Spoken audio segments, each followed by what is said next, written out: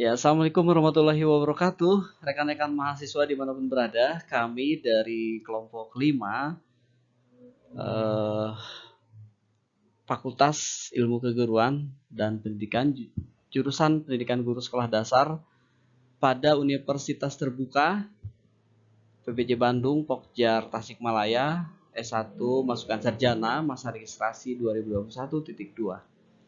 Perkenalkan, kami dari kelompok 5 yang terdiri dari yang pertama Agista Julia, yang kedua Dewi Yulianti, dan yang ketiga Novia Septiani, yang keempat Hedar Palah, dan yang kelima saya sendiri Toto Abdul Fatah. Rekan-rekan mahasiswa, pada pertemuan kali ini kita akan membahas tentang laporan penelitian tindakan kelas yang akan kami paparkan sesuai dengan modul ke-6 pada pertemuan kali ini.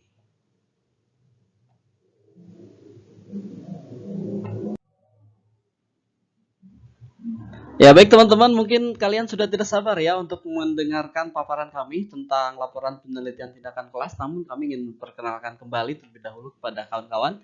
Inilah tampilan kami kelompok 5, kami namakan Five Squad, kelas B, Pokjar Tasikmalaya, UPJ Bandung, Universitas Terbuka.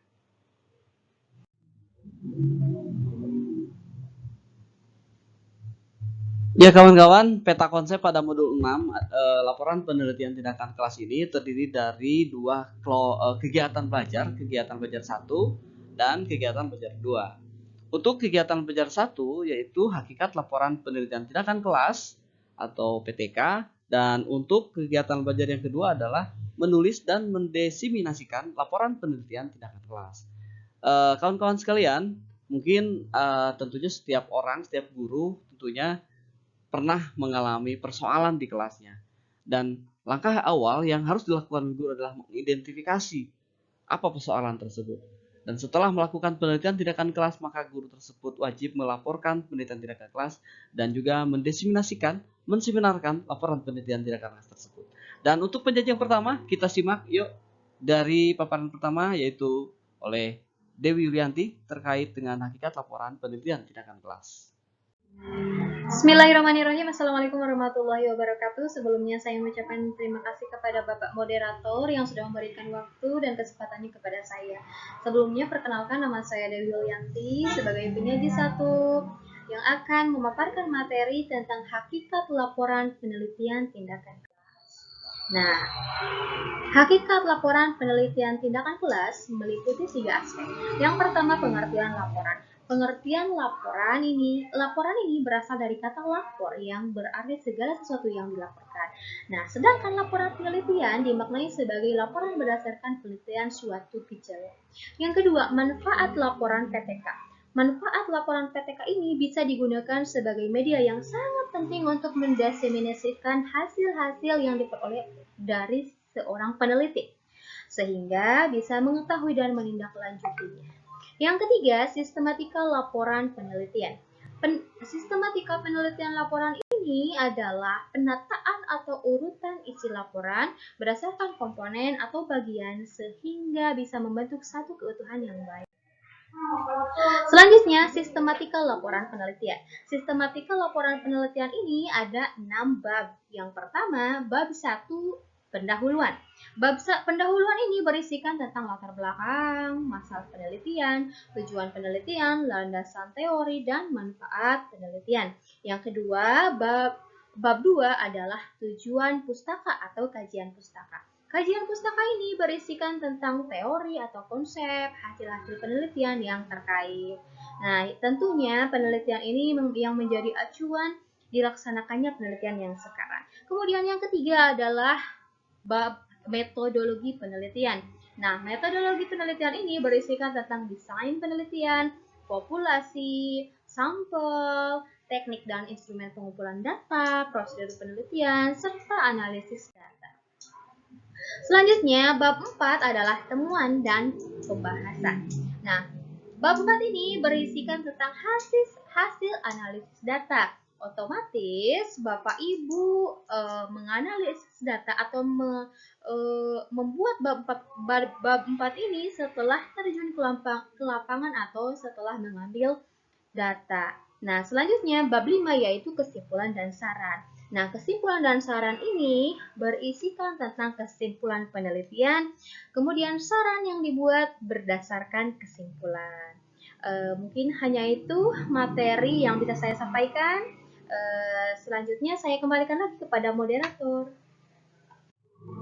Ya, di sini saya akan menjelaskan tentang komponen sistematika pelaporan dalam PPK. Yang pertama ada abstrak. Abstrak itu menyajikan saripati penelitian yang mencakup latar belakang, tujuan, prosedur, hasil penelitian, sampai kepada kesimpulan dan saran penelitian.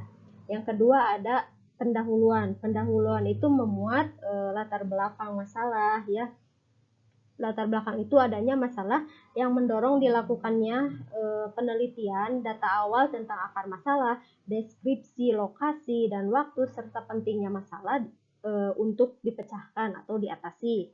Yang kedua ada rumusan masalah. Rumusan masalah itu tentu sangat berpengaruh, ya, karena kalau tidak ada masalah tidak akan ada penelitian. Banyak sekali masalah yang dialami oleh guru dalam pembelajaran, ya. Contohnya setiap siswa tidak memahami materi yang diberikan oleh guru, sehingga itu mempengaruhi hasil belajar siswa dan terjadinya ketidaktercapaian tujuan pembelajaran itu. Maka di situ kita ada dorongan untuk melakukan penelitian. Terus adanya tujuan penelitian kita untuk apa, itu. Dan ada manfaat penelitian. Manfaatnya itu tentu sangat banyak. Manfaat untuk siswa apa, gitu. Manfaat untuk guru, manfaat untuk sekolah, gitu. Terus ada kajian teori yang menyajikan teori-teori terkait atau hasil penelitian terdahulu yang memberi arah terhadap pelaksanaan penelitian. Terus upaya penulis membangun argumen teoritik terhadap tindakan yang mungkin dapat meningkatkan mutu pembelajaran, serta pertanyaan penelitian dan hipotesis tindakan jika itu diperlukan. Itu ada dalam kajian teori. Yang keempat ada pelaksanaan penelitian. Pelaksanaan penelitian itu menyajikan menguraikan tentang waktu penelitiannya itu kapan, tempat penelitiannya di mana, gitu. Seperti misalnya kita mengajar di SD mana, gitu. Waktunya kapan, mata pelajarannya apa, ya, dalam pembelajaran apa, dan karakteristik di sekolah, karakteristik siswa di sekolah sebagai subjek peneliti, serta deskripsi setiap siklus yang mencakup perancangan pelaksanaan, pemantauan dan instrumen, serta refleksi. Yang kelima ada hasil penelitian dan pembahasan. Hasil penelitian dan pembahasan itu menyajikan uraian setiap siklus dengan data lengkap, perubahan yang terjadi, serta adanya tabel atau grafik yang mendukung untuk penyajian data. Yang keenam, kesimpulan dan saran. Kesimpulan dan saran itu menyajikan simpulan. Simpulan itu hasil penelitian sesuai dengan tujuan penelitian, serta saran tindak lanjut hasil penelitian. Tindak lanjutnya seperti apa? Yang ketujuh ada daftar pustaka. Ya, daftar pustaka itu memuat semua sumber yang digunakan peneliti sebagai acuan, buku, jadwal, hasil peneliti yang relevan, yang disusun secara alfabetis, ya, sesuai sistematika penulisan daftar pustaka. Ada juga lampiran. Lampiran itu memuat itu instrumen penelitian, personalia tenaga peneliti, riwayat hidup masing-masing peneliti, data penelitian, serta bukti lain yang dikumpulkan selama pelaksanaan penelitian, ya. Tentunya sangat banyak sekali, ya, data-data untuk mendukung penelitian itu. Itu bisa kita lampirkan dalam lampiran. Untuk selanjutnya saya lanjutkan kepada teman saya. Terima kasih. Assalamualaikum warahmatullahi wabarakatuh. Terima kasih kepada Bapak Moderator yang telah memberikan kesempatan kepada saya untuk memaparkan materi mengenai laporan penelitian tindakan kelas dan penjelasannya. Ada 11 komponen dalam penyusunan laporan penelitian tindakan kelas. Yang pertama yaitu halaman judul. Dalam halaman judul yang perlu diperhatikan dalam judul antara lain harus singkat dan padat, serta menggambarkan upaya perbaikan pembelajaran. Yang kedua ada lembar pengesahan. Yang ketiga ada abstrak. Abstrak menyajikan saripati unsur-unsur penelitian mulai dari permasalahan, tujuan, prosedur penelitian, sampai kesimpulan dan saran. Yang keempat, daftar isi. Yang kelima ada pendahuluan. Pendahuluan meliputi latar belakang masalah, rumusan masalah, tujuan penelitian, dan manfaat penelitian. Yang pertama, di sini ada latar belakang. Latar belakang di sini yaitu adanya masalah yang mendorong dilakukannya penelitian, mulai dari data awal tentang akar masalah, deskripsi, lokasi waktu, serta pentingnya masalah dipecahkan.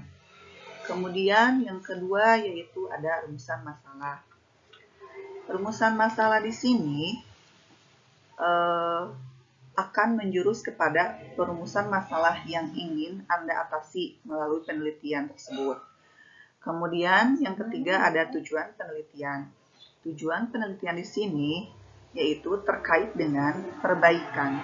Misalnya, untuk menemukan apakah penggunaan alat peraga dapat meningkatkan pemahaman siswa tentang konsep abstrak, seperti itu.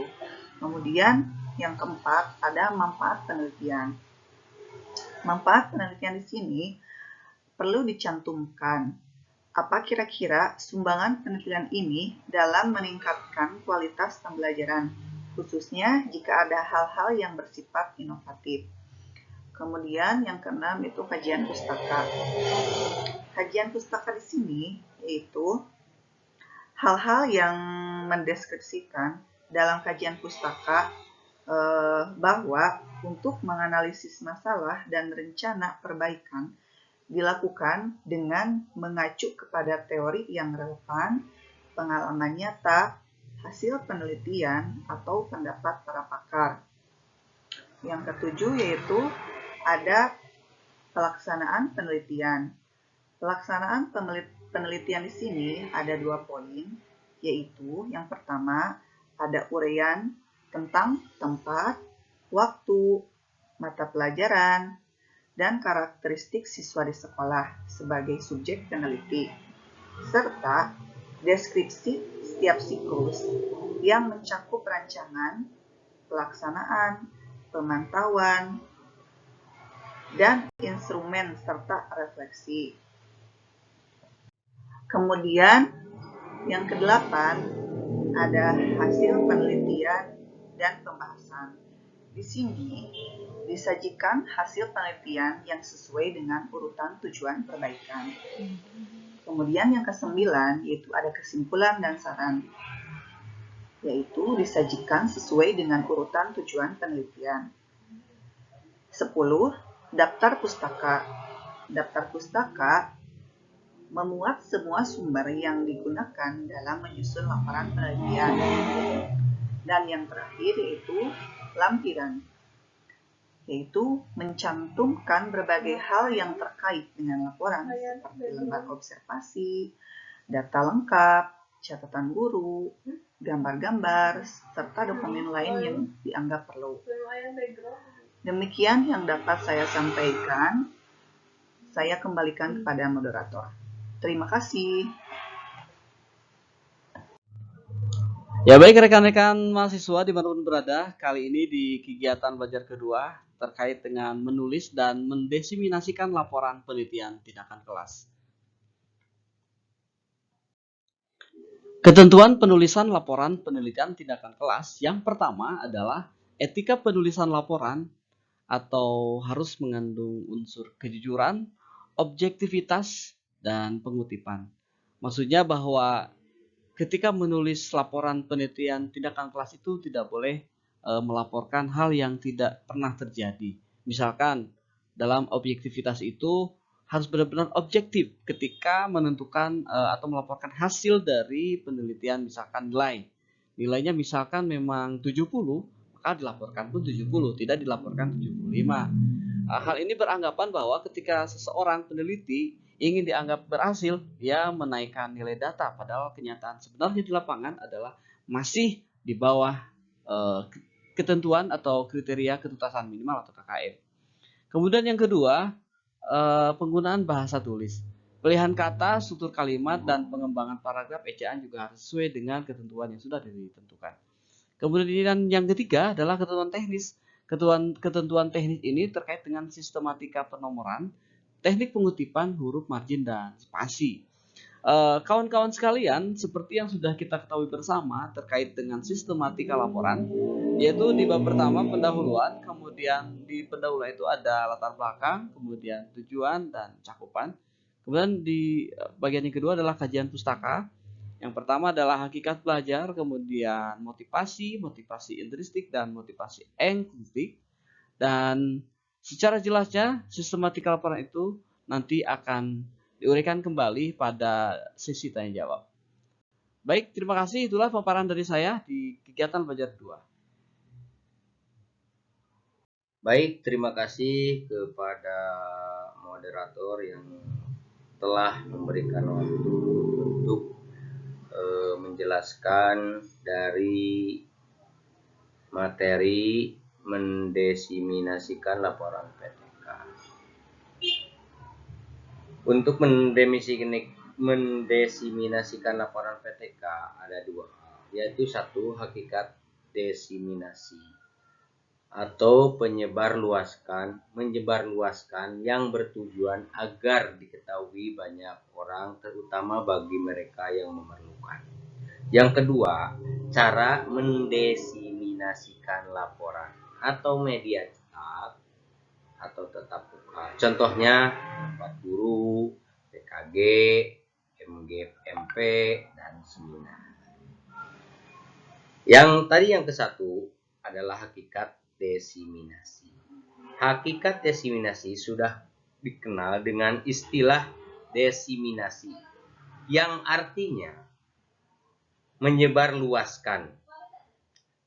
Dan tujuan diseminasikan antara lain agar apa yang disebarluaskan tersebut diketahui oleh orang banyak, terutama oleh mereka yang memerlukannya.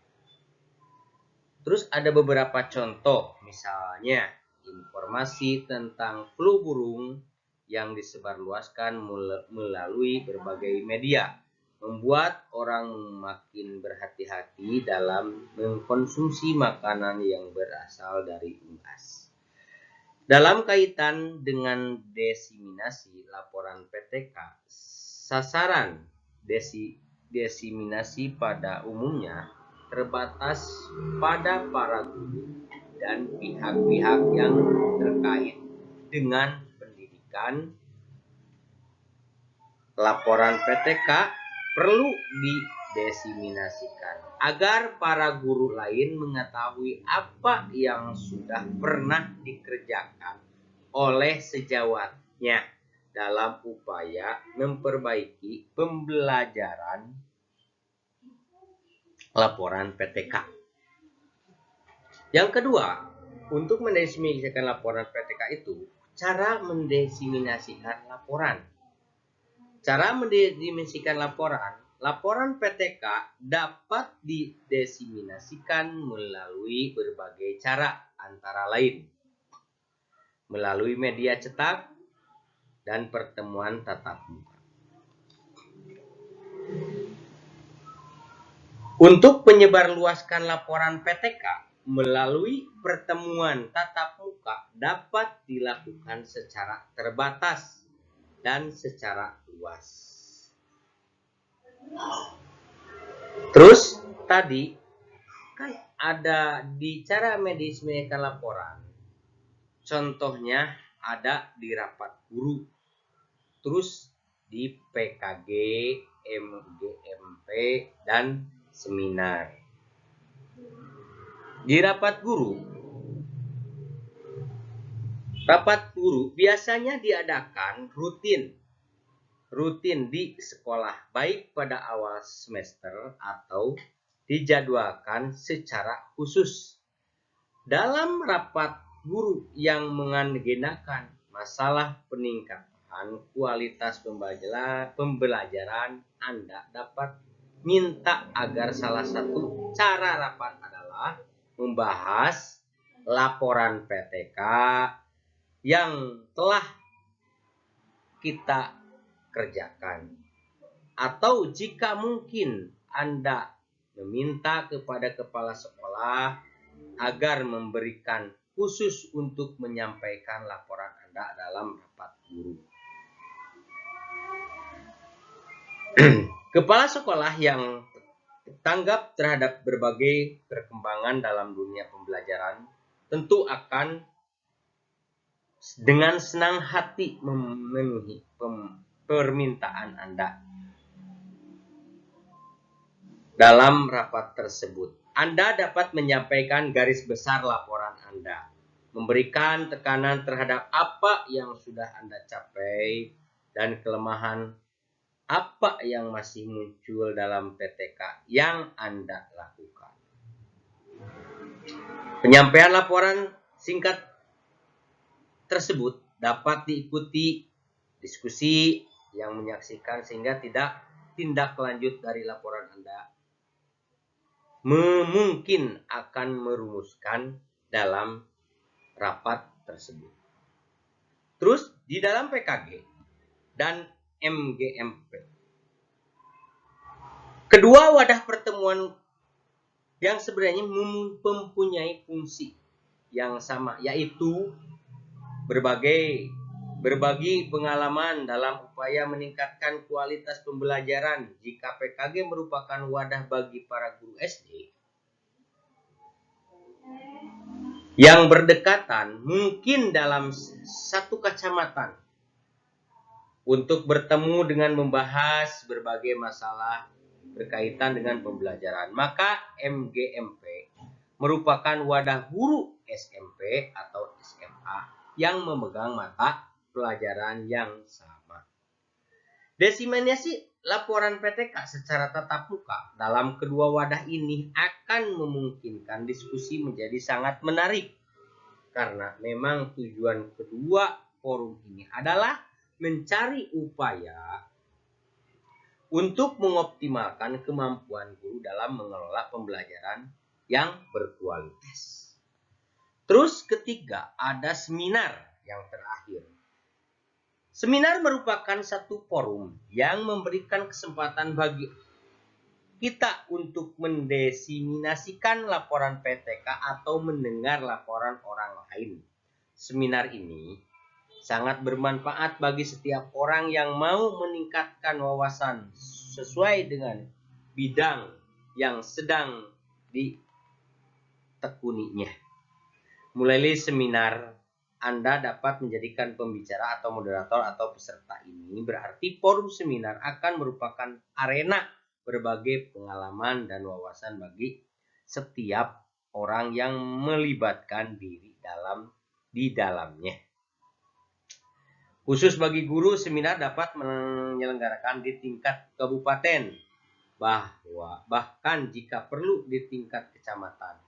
PKG dan MGMP dapat memprakarsai seminar ini. Jika sudah ada beberapa orang guru yang menyelesaikan laporan PTK, prakarsa untuk seminar dapat dimulai. Jumlah pembicara sebuah seminar bervariasi tergantung dan luas sempitnya topik yang disajikan. Penyajian laporan PTK dalam sebuah seminar dapat dikombinasikan dengan topik-topik lain yang relevan. Baik, dicukupkan sekian untuk pemaparan hasil mendiseminasikan laporan PTK. Terima kasih atas waktunya. Kita kembalikan ke moderator. Terima kasih kawan-kawan semuanya, rekan-rekan mahasiswa, terutama kelas B. The best sekali ya kelas B ini. Dan terima kasih juga atas supportnya Ibu dosen yang saya hormati. Terima kasih atas bimbingannya. Itulah tadi paparan dari kami. Nanti lebih jauh dibuka di sesi tanya jawab, mungkin di diskusi untuk pemaparan kedalaman dari materi yang kami sampaikan pada pertemuan kali ini di modul 6. Sekali lagi saya ucapkan mohon maaf yang sebesar-besarnya atas kekeliruan ataupun kegelapan yang kami sampaikan. Terima kasih. Wabillahi taufiq wal hidayah. Wassalamualaikum warahmatullahi wabarakatuh. Saya Toto Abu Fatah, moderator kita pada kesempatan kali ini.